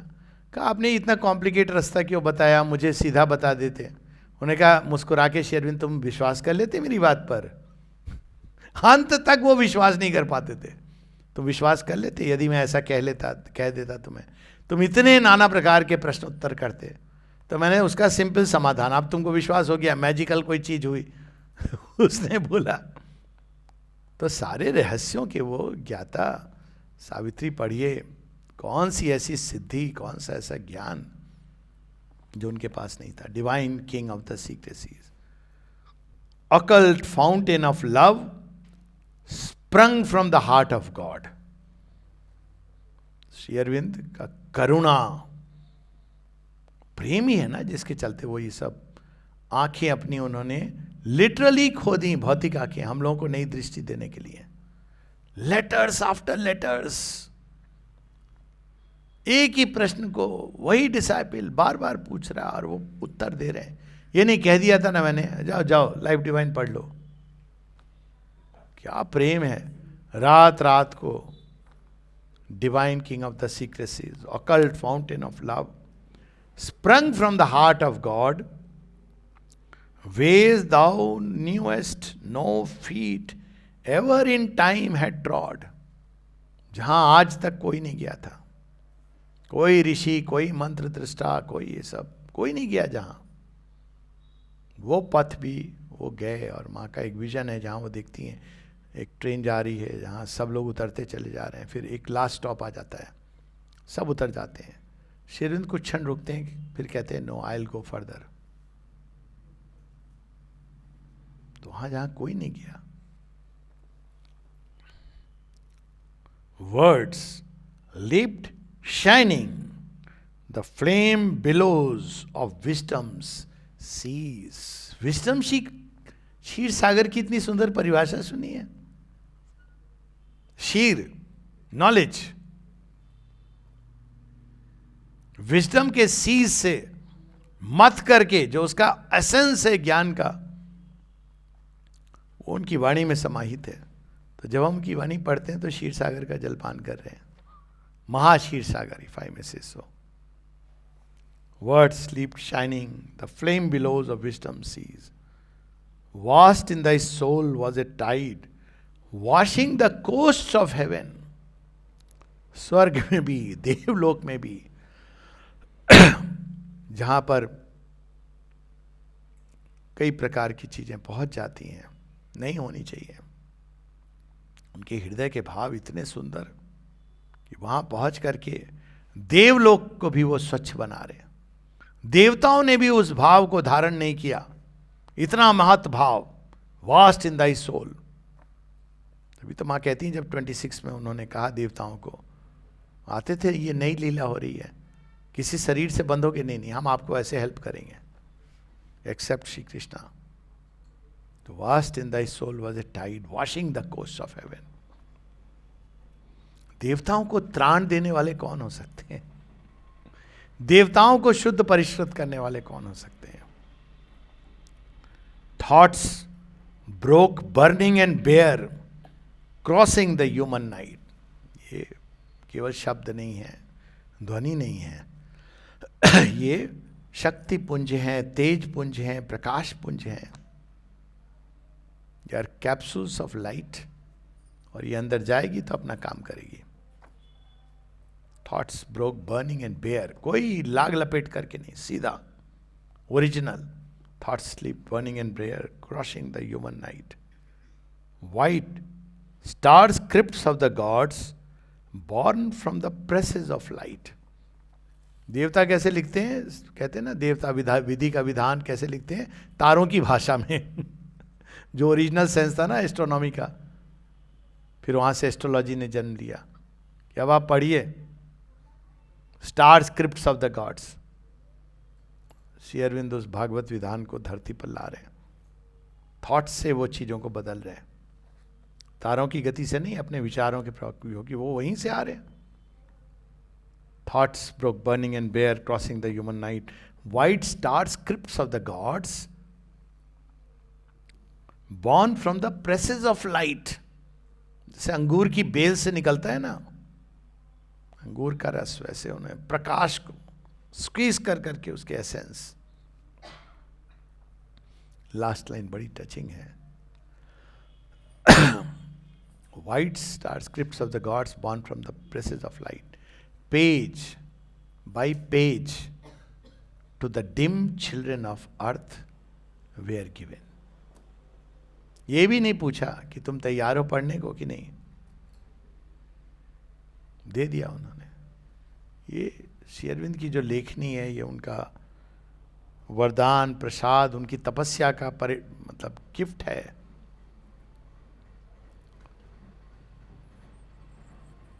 घरों में तो रख लेते हैं लोग, देखते भी नहीं है. कुछ डजंट मैटर, समझ आए नहीं समझ आए. रीड अ लाइन, 2 लाइन्स, 1 घड़ी या 2 घड़ी यादों में पुनियाद. ये सत्य की संगति है. कौन जाने क्या चीज जीवन बदल देगी. तो ये CRT भाटेड हम लोग रुकेंगे. 3:45 बजे बेल बजेगा, 4 बजे यहाँ मिलेंगे. ऐसा कुछ निर्णय हुआ है. Thank you so much.